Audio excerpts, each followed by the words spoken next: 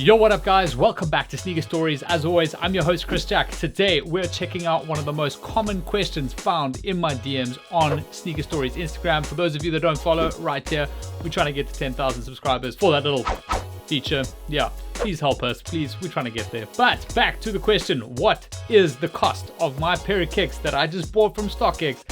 What is that gonna cost? Landed here in South Africa. All right, so for those of you outside of South Africa, this probably isn't going to make a lot of sense for you, and you'll probably be thinking, why would you make a video about that? But here in South Africa, it is really difficult to explain this particular question.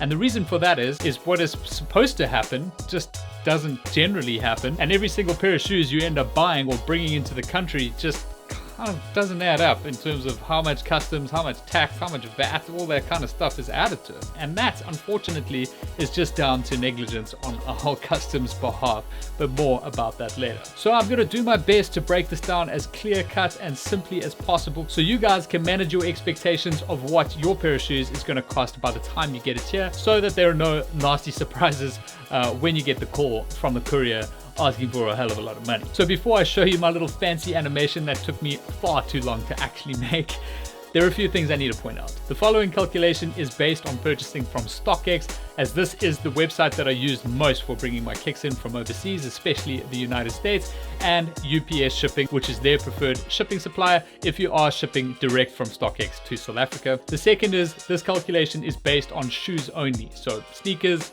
athletic, footwear, that kind of stuff, and not clothing. Clothing has a different kind of tariff associated to it, but I will tell you a little bit about that later in the video after the breakdown. Let's go. All right, so here you are. You take yourself down to StockX, you find a pair of shoes that you like. For this instance, we're just going to call them 1,000 Rand pair of shoes for ease of calculation. The shoes are packaged, put on a plane with UPS, and flown halfway across the world to South Africa, where they're put into a customs hold because they're interested in three main things. The first thing is the customs tariff, which is 30% on shoes, the markup of 10% and a VAT of 15%, and last but not least, the disbursement fee, which is a variable fee based on consignment. Alright, so to calculate the customs tariff, you've got to take the original cost of your shoes, which in this case is 1,000 Rand, and add the 30% tariff to that, which gives you 1,300 Rand or a 300 Rand increase. The second step is to work out the markup and the VAT amount. So to get the VAT amount, you've first got to take the cost of your shoes, 1,000 Rand, and add a 10% markup to that, which gives you 100 Rand. Then you add the cost of your shoes, plus the markup, plus the tariff, which gives you 1,400 Rand, and multiply that total amount by 15% to give you the 210 Rand VAT. Third and last step is just to add in the disbursement fee, and this is a variable fee, but on one pair of shoes, in my experience, will more than likely cost 120 Rand 75 cents VAT inclusive from UPS. So just to recap, you've got your 1,000 Rand you've spent on the shoes already, the 300 Rand customs tariff due, 210 Rand customs markup and VAT that's due, and 120 Rand 75 cent disbursement fee that's also due. So now the total cost of your shoes will be 1,630 Rand 75 cents or 630 Rand 75 cents increase. So while you got to pay that over to UPS, whoever the courier is, they pay it to customs and your shoes are delivered.